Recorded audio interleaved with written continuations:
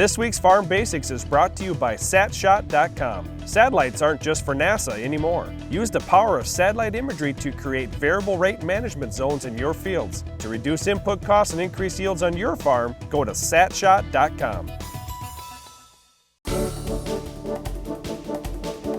All those hours we spend in the sprayer all summer long, farmers are killing weeds and bugs and lots of different things, controlling diseases in the fields. But how do you keep that thing going, and how do you cut down on the time it takes to do all this work? Well, Darren, why are we talking about this? It's the middle of the winter time. Who cares about the spraying? We got months to go before spraying season. Sure, yeah. Our sprayer starts rolling in March on our farm, and once you get going in it, you don't really have time to get set up. Now is the time you have to get set up. You have to be a month or two ahead at least on all these things and get materials in place so you can take less time to manage the farm. Yep, so the reason why we're talking about this today during our Farm Basics time is when you see these sprayers running across fields and everything, you think, oh, it's pretty easy to spray that stuff out. You know what? It takes a lot of work to get the liquids to those sprayers that they need to spray out. Because think about this. Let's say, for example, that they can spray, some of these big sprayers, they're spraying 100 acres in an hour. And if they're spraying 20 gallons per acre, well,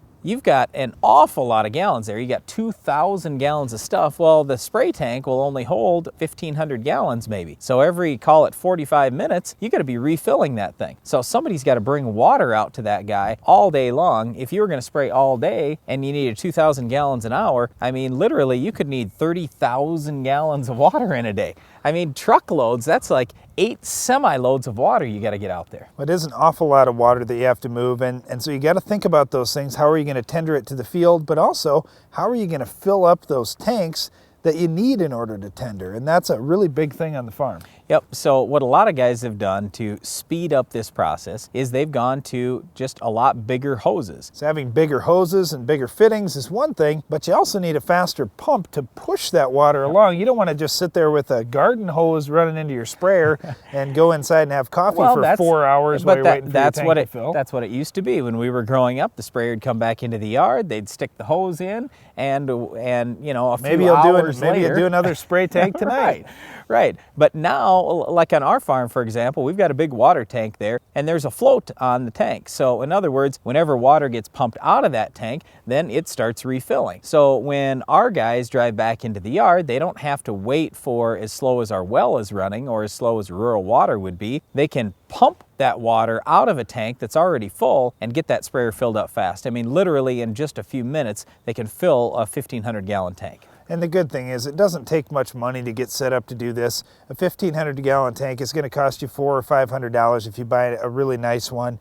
You can buy ones that are a little bit cheaper. What I'll caution you on is when you get cheaper ones, a lot of times you get thinner material, and also you get tanks that don't hold up very well in the sunlight. And for most farms, they're leaving these tanks out in the sunlight during the day, or during the summer, I should say, when they're spraying. Then they'll put the tanks hopefully inside for the winter so they don't get brittle and cold and break. You want a little thicker tank so you don't have to worry about them. But here's what farmers do, just so you know. So we don't want you getting concerned that there's chemical in these or anything else. It's just water. So let's say the tank does happen to break or leak, which rarely happens, but let's say it does. It's no big deal. It's just a bunch of water on the ground. Well, farmers will keep their pesticides with them, so they're guarded, they're protected, there's no problem. Well, you're talking about you may spray 30,000 gallons of water out in a full day of spraying. You may spray just a few gallons of a chemical out there, because many of the chemicals today only take a fraction of an ounce. Yeah, a quarter of an ounce. It doesn't take very much of the active ingredient to kill weeds, because they've got products that are very specific